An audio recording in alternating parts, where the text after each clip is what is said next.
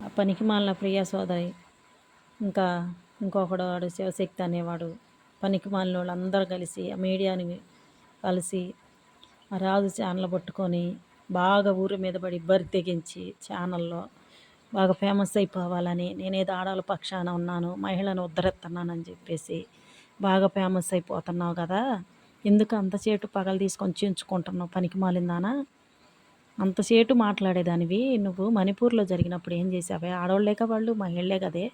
అక్కడ దాకా ఎందుకే? మరియమ్మ ఇద్దరితో ఉన్నది, ముగ్గురితో ఉన్నది, యేసు తండ్రిగాడు అని ఆ వరసన మాటలో పచ్చి బూతులు తిడుతున్నారు కదా, పనికి మాలిందానా? మరియమ్మ తల్లి ఆడ మనిషి అనిపించలేదేమి నీకు? పనికి మాలిన ఆడదానివే నువ్వు? నువ్వు ఆ మగ అటు ఇటు కాని దానివే? లేకపోతే ఇవాళ మహిళ అనేసరికి వచ్చి గింజుకుంటున్నావు. నీకు ఇవన్నీ ఎందుకు గుర్తు రావట్లేదే?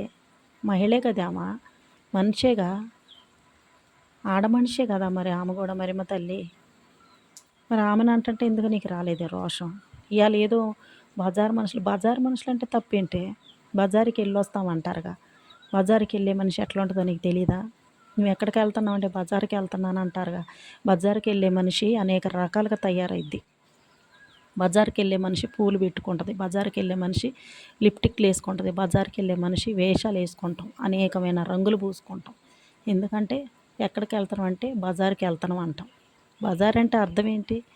నలుగురు నన్ను చూడాలి, నలుగురికి నేను ఆకర్షణీయంగా అగపడాలి అని చెప్పేసి బయటికి వెళ్ళేటప్పుడు వేసుకుంటాం.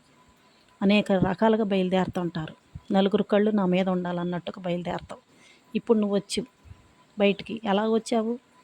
రంగులు పూసుకొని వచ్చావుగా, వేషాలు వేసుకొని వచ్చావుగా. అదే దేవుని సన్నిధికి వెళ్ళాలంటే వేసుకుంటావా? వేసుకోవు కదా. నువ్వు చేసే పూజలైనా, నేను చేసే పూజలైనా, ఎవరైనా సరే దేవుని సన్నిధికి వెళ్ళాలి, ప్రార్థించుకోవాలంటే మొహం నిండా పసుపు రాసుకొని వెళ్తావుగా, లిప్టిక్లు వేసుకొని వెళ్ళవుగా, వేషాలు వేసుకొని వెళ్ళవు కదే, పూలు పెట్టుకొని వెళ్ళవుగా, ఇరబోసుకొని వెళ్ళవుగా. చెప్తున్నారుగా తిరుపతిలోని పూలు పెట్టుకొని రావద్దని, ఇరబోసుకొని రావద్దని చెప్తున్నారుగా. గుడికి వెళ్ళాలంటే ఎట్లా వెళ్ళాలి? చక్కగా సాంప్రదాయంగా చీర కట్టుకొని మచ్చటంగా ముడి పెట్టుకోను, జడేసుకోను వెళ్తాం కదా. మొహం నిండా పసుపు రాసుకొని బొట్టు పెట్టుకొని వెళ్తావు కదా. ఇలా రంగులు పూసుకొని వెళ్ళవుగా, లిప్టిక్ వేసుకొని రంగులు పూసుకొని నెత్తి నిండా పూలు పెట్టుకొని వెళ్ళం కదా. అట్లా అన్నమాటకి నీకు తప్పు ఎట్లా అవుతుంది? అట్లాగే మా దేవుని సన్నిధికి కూడా మేమంతే వెళ్తాం. అందుకని చెప్పేసి ఆ మాట. బజారు మనిషి అంటే ఏంటి? బజార్ అంటే బజారుకి వెళ్ళే మనిషి ఒక రకంగా తయారైద్ది. ఎక్కడికి వెళ్తాను అంటే బజార్కి. బయటికి వెళ్దారా అంటే ఎందుకంటే బజార్లో పని ఉంది, బజార్కి వెళ్ళొద్దారా అంటారు. అప్పుడు ఒకలాగా బయలుదేరతారు మనుషులు, ప్రతి ఒక్క ఆడ మనిషి. నువ్వు ఆడదానివేగా, నీకు తెలిసే ఉంటుందిగా. నువ్వు ఎలా తయారయ్యి వస్తున్నావో, నువ్వు ఎలా వేషాలు వేసుకొని వస్తున్నావో బయటికి, నువ్వు ఎలా మీడియా ముందు కూర్చున్నావో వేషాలు వేసుకొని, నీకు తెలియట్లేదా? తయారయ్యి ఎట్లా వస్తున్నావో ఏంటి, దానికి అర్థం తెలియట్లేదా నీకు?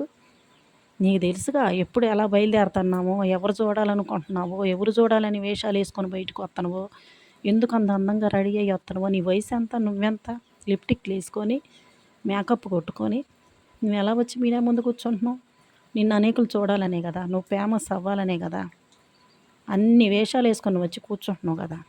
నువ్వు వచ్చి కూర్చునేటప్పుడు తప్పే ఉంది ఆ మాట అంటే. బజార్కి వెళ్ళే మనిషి ఇట్లా ఉంటుంది కాబట్టి బజారు సంబంధాలు అన్నాడు, ఆడ మనిషి అనలా, మహిళ అనలా. బజారు సంబంధాలు అంటే బజారుకి వెళ్ళే మనిషి ఒకలాగా ఉంటుంది, గుడికి వెళ్ళే మనిషి ఒకలాగా ఉంటుంది. నీ దేవుడైనా మా దేవుడైనా మత కలహాలు లేపకూడదు, మత చిచ్చు పెట్టకూడదు.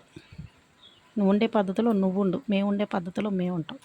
మేము మా దేవుని దగ్గరికి వెళ్ళేటప్పుడు, దేవుని సన్నిధికి వెళ్ళేటప్పుడు ముడి పెట్టుకొని వెళ్తాము, తగ్గించుకొని వెళ్తాము, మారు మనసు పొంది వెళ్తాము. ఆయనకి హృదయం కావాలి. మేము వెళ్ళే గుడికి, మేము నమ్ముకున్న దేవుడికి హృదయం కావాలి ఆయనకి, మా వేషాలు కాదు. మా అంతరంగాన్ని కోరుకునే దేవుడు మా దేవుడు. ఆయన మా వేషాలు కోరుకునేవాడు కాదు. ఆయన దగ్గరికి మేము పూలు పెట్టుకోకపోయినా, మేము రెడీ అవ్వకపోయినా, లిప్టిక్లు వేసుకోకపోయినా, ముఖానికి రంగులు పూసుకోకపోయినా మేము ఆయన దగ్గరికి వెళతాం. దేవుని దగ్గరికి అన్నీ సమర్పించుకొని, మాకేమి వద్దయ్యా, నువ్వు ఉంటే చాలు, నీ దయ ఉంటే చాలని ఆయన దగ్గరికి మేము తగ్గించుకొని వెళ్తాం. అంటే దేవుని ఆత్మ కలిగి పరిశుద్ధులుగా పోయి ప్రార్థనలు చేసుకుంటాం. తిరిగి వచ్చినా, మళ్ళీ వెళ్ళినా జీవితాంతం సమర్పించుకొని దేవుడి కోసం బ్రతకాలి. ఆయన కావాలి మనకి. ఆయనందు మనలో ఏ పాపం కనపడకూడదు, మనం పరిశుద్ధులుగా ఉండాలని ఉంటాం. కాబట్టి ఆ మాట అన్నారు. బజారు సంబంధుల వాళ్ళ కాదు. వాళ్ళు దేవుని బిడ్డలు, దేవునికి సమర్పించుకున్న వాళ్ళు, పరిశుద్ధాత్మ కలిగిన వాళ్ళని అలాగా అయ్యగారు చెప్పాడు.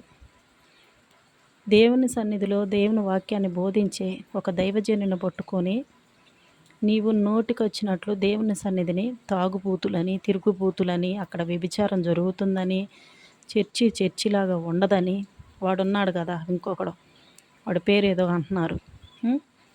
వాడు విచిత్రంగా వాడు తిట్టే తిట్లు చస్తారు, మలమల మాడి కాలి బూడిదవుతారు. ఎందుకో తెలుసా? దేవుణ్ణి, ఒక నిజ దేవుణ్ణి పట్టుకొని అట్లాగా దూషించి, నిందించి, అనేకమైన మాటలు, కళ్ళబొల్లి కబుర్లు కామిచ్చుకొని, మాటలు ఒకదాని పెంచుకొని మీడియా ముందు పాపులర్ అవ్వాలని చెప్పులు తీస్తూ మీడియా మీద కూర్చొని మాట్లాడుతున్నాడు కదా. మరి వాడికి మహిళ అప్పుడు ఎందుకు కనపడలేదు? బజారు సంబంధులు పూలు పెట్టుకుంటారంటే ఇప్పుడు మహిళ కనపడ్డారా వాడికి? ఆ దరిద్రుడికి ఒకళ్ళనొకళ్ళు రేపి మత చిచ్చు పెట్టి వాడు అందరినీ దేశాన్నంతా కదిలించి, వాడు నువ్వు మీరందరూ కలిసి చిచ్చు పెట్టి కూర్చుంటున్నారా? తగులు కావాలా మీకు? మత కలహాలు లేపుతారా? ఇలాగా గొడవలు లేపి ఒకళ్ళకొకళ్ళకు నిన్ను కోస్తే వచ్చేది రక్తమేనే, మమ్మల్ని కోస్తే వచ్చేది అదేనే. ఇలా కులాలు మతాలని చిచ్చు రేపి గొడవలు పెంచి బజారును పడ్డావే బజారుదానా. మేము మీలాగా బజారును పడేవాళ్ళమైతే నీ నోరెప్పుడో మోపించేవాళ్ళమే. ఎందుకో తెలుసా తగ్గించుకునేది? నిన్ను, మమ్మల్ని, వేరే వాళ్ళని, ఎవరినైనా సరే నిన్ను వల్ల నీ పొరుగు వారిని ప్రేమించమన్న దేవుని మాటని మిమ్మల్ని ఇంకా ప్రేమిస్తూ దూషించకుండా, నిందించకుండా మేము మనసులో పెట్టుకొని దేవునికి అప్పచెప్పుకున్నమే. నీలాగా మేము బజారుకి ఎక్కి, నీలాగా మీడియాలకు ఎక్కి మాట్లాడే వాళ్ళమైతే, నీలాగా కళ్ళబొల్లి కబుర్లు చెప్పేవాళ్ళమైతే మీడియాకి ఎక్కి నీలాగనే మేము కూడా ప్రచారాలు చేసినట్లయితే ఇప్పుడంతా దేశం అంతా అల్లకొల్లోలం అయిపోయేది. కొట్టుకోవటం, గుద్దుకోటాలు, ఒకళ్ళ మీద ఒకళ్ళ బాంబులు వేసుకోవటాలు, ఒకళ్ళనొకళ్ళు నరికి చంపుకోటాలు అన్నీ జరిగిపోయాయి. మత చిచ్చు పెట్టే కుట్రాదానా. ఇప్పుడు కన్నా నీ కుట్రా పనులు, నీ కళ్ళబొల్లి కబుర్లు అన్నీ మానుకొని ఇంట్లో మూసుకొని కూర్చో మూలన. అంతేగాని ఒక దైవజనుని పట్టుకొని ఇష్టం వచ్చినట్లు, నోటికొచ్చినట్లు మాట్లాడి మత చిచ్చు పెట్టి అందరినీ రేపి ప్రతి ఒక్క మహిళని మూలన కూసిన ముసలమ్మతో సహా బజారుకు తెచ్చి నెత్తి మీద పువ్వులు పెట్టి వాళ్ళందరినీ రేపుతున్నవి నోరు లేనోళ్ళే. ఎవరు అంతగా తెలియని వాళ్ళు, అవగాహన లేని వాళ్ళు, అమాయకులు. అలాంటి మహిళని బజారుకి ఈడ్చి అనవసరంగా చిన్న మాటని ఇంతదాకా తీసుకొచ్చావే. ఇంతదాకా మాట్లాడి ఇంతదాకా గొడవలు రేపటానికి కారణమయ్యారు మీరు. అసలు ఏమీ తెలియని అమాయకులు. నోటికొచ్చిన మాట్లాడి, నోటికొచ్చినట్లు దూషించి, నిందించి, మరియమ్మ తల్లి నిన్ను అన్నదా? మరియమ్మ తల్లి నిన్ను దూషించిందా? నిన్ను ఒక మాట అయినా ఎప్పుడైనా అన్నదా వచ్చి? నువ్వెందుకే మరియమ్మ తల్లిని ఎందుకు మీరు తిడుతున్నారు? మరియమ్మ తల్లిని ఎందుకే దూషిస్తున్నారు? మరియమ్మ తల్లిని ఎందుకే అలాంటి మాటలు అంటున్నారు? ఆమె ఎక్కడుందో చనిపోయి. మీకేం పని అసలు అలాంటి మాటలు అనటానికి? చనిపోయిన వాళ్ళని తేటానికి ఒక మహిళే గది బజారుదాన. ఇక నన్ను గుర్తుంచుకొని జాగ్రత్తగా బ్రతుకు.